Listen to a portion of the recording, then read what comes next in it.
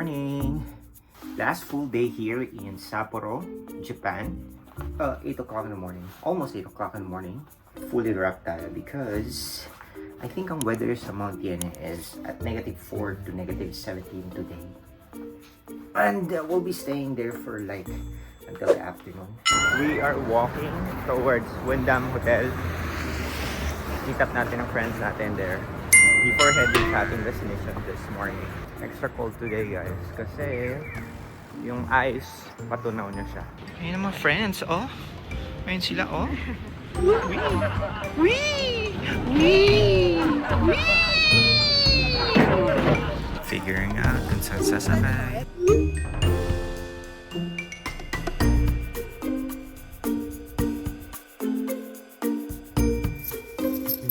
Mr. Driver, thank you. So guys, we're here na at Olympia Station here at Mount Tiene. And we are going to do skiing today. This is actually the most expensive expenses that we had for this trip. So tingnan natin kung kaya natin mag-ski.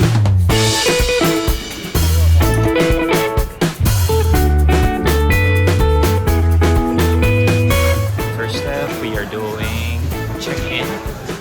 So we need the QR code, aming ticket, and then head on sa ating rental. So this is the rental area. Yeah, so medyo mahaba yung pila today. We got a ticket. Rental. So kinuha niya na yung sizes namin. Nilagay namin sa registration. Mostly yung sapatos.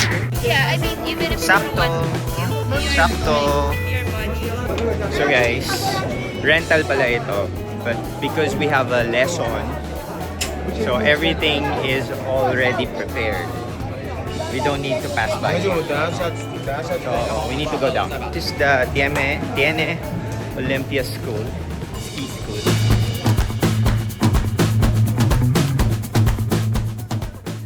We were given instruction. We picked our clothes. Yung mga naka-puffer jacket, kailangan nila magpalit. But yung mga naka-ganito na, pwede na siyang gamitin. Also, we need to wear this afterwards para makita tayo ng mga instructor. Naka-prepare na yung mga ski and shoes natin dito. So, call time natin, we need to be done by 10. So, hindi kasya yung unang sapatos. So, change tayo ng bigger shoes.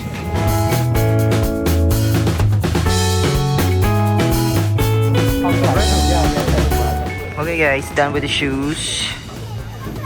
You learned the helmet too. This fits perfectly. Yeah.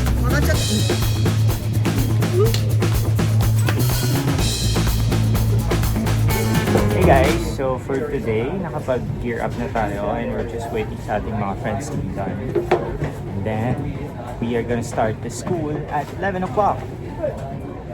So we're still early. So pwede ka rin mag-ski, snowboarding. School is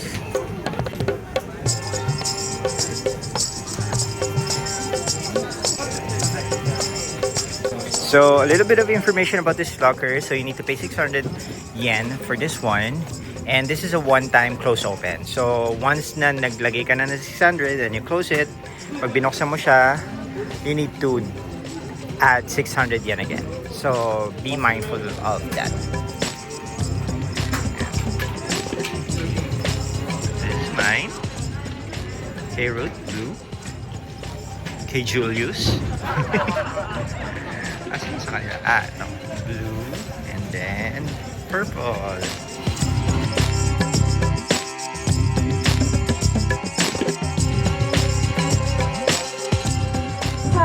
Because we have to take the gondola first. You make us the finger, okay?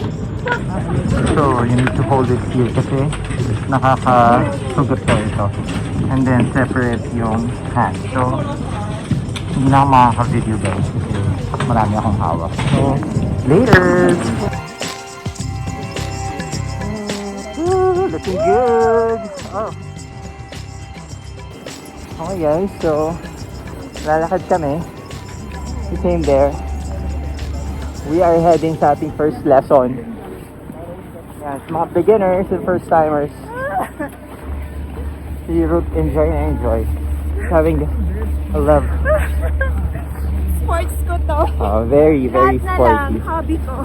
So, sasakay tayo ng gondola para dun sa practice area.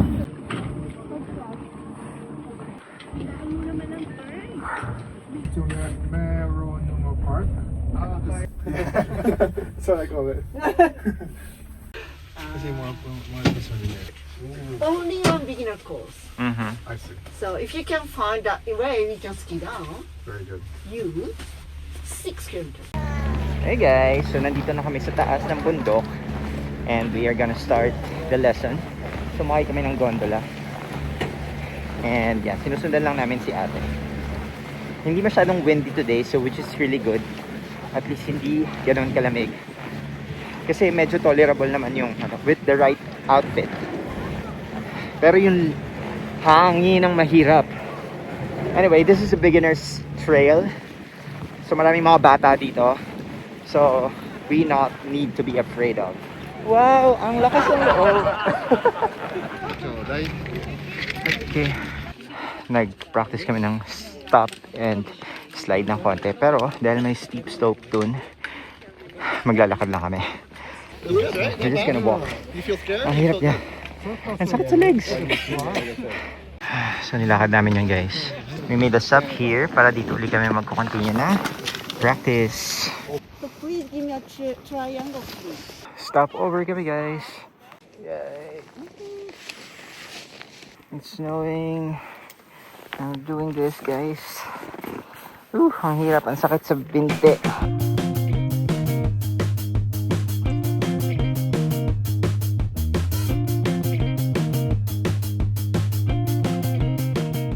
How is it?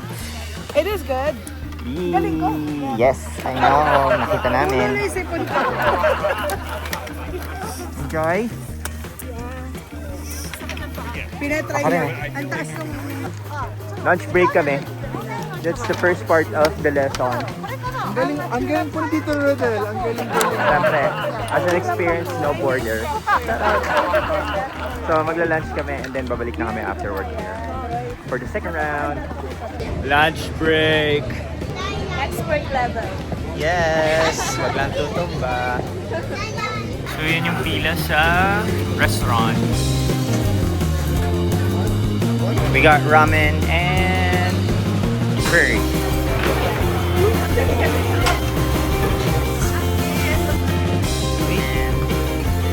Lunch guys. Okay guys, done with lunch. We are now gearing up again for the next set. Sige.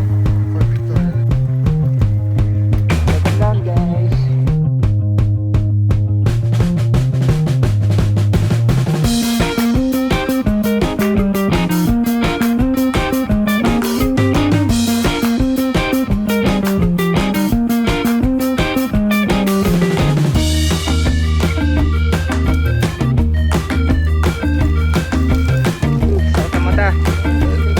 We're done guys! We survived! Woo! That's 12,000 pesos! Sulit na sulit! Sulit na sulit daw! Let's go! Sinuli namin yung mga gamit namin sa may first floor. Ready na? Ay, wala nang gamit doon. Change outfit tayo guys. We are going home!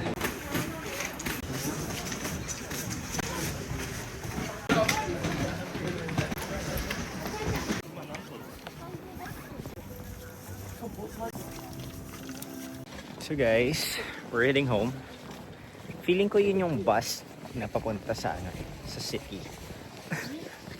Aww, we just missed it. So guys, yan yung pila sa bus. Okay, taxi. Kaya namin na taxi. Let's go. Dito na ako.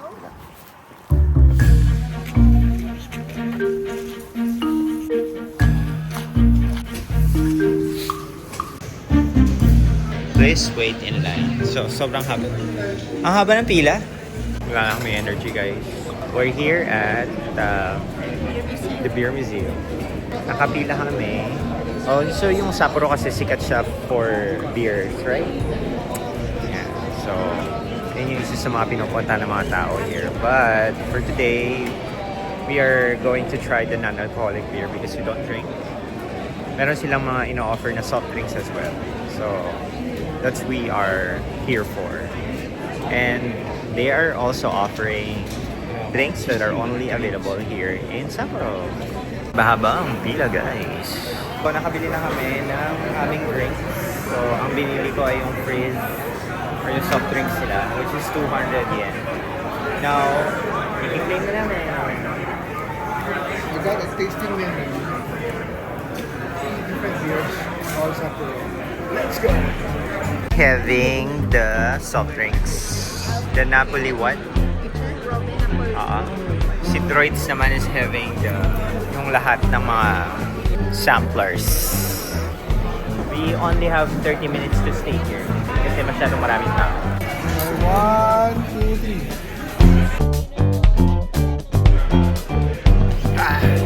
3. Yay! Malapit na book off, so doon tayo pumunta. Book.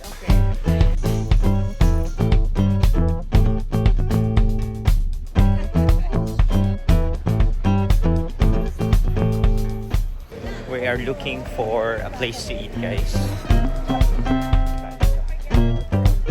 Ito yakiniku na a la carte. We're having yakiniku today. Strawberry and banana.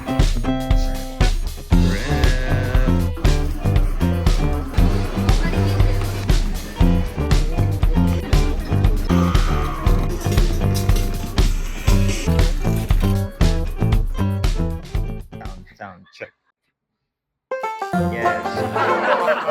Thank you. Ayun. Ito ay isang adrenaline. Festival ay isang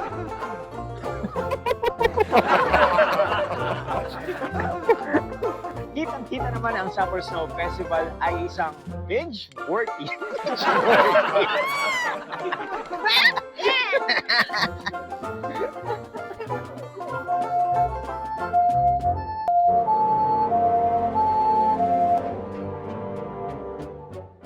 Tayo sa ating bahay. Bahay. Hotel pala. So, it's 10 o'clock in the evening here in Sapporo. And sobrang lamig sa labas. It's actually 9. Feels like 9 degrees. Negative 9. Ay, negative 9 degrees. Pero ano lang siya eh. Negative 4. Ano ba? Negative 3. Negative 3 today. Yan. Tapos, funny thing rin, nakita namin si Ken kanina. Biglaan, di ba? Very random dito sa Sapporo. Anyway, that's the end of our vlog. Tomorrow will be a surprise destination because we're heading to another city here in Japan. So hopefully, samahan nyo rin ulit kami. And don't forget to subscribe to my channel, put thumbs up on this video. And of course, use Cloak Root and Rodel Cloak on your bookings on Cloak. Bye guys!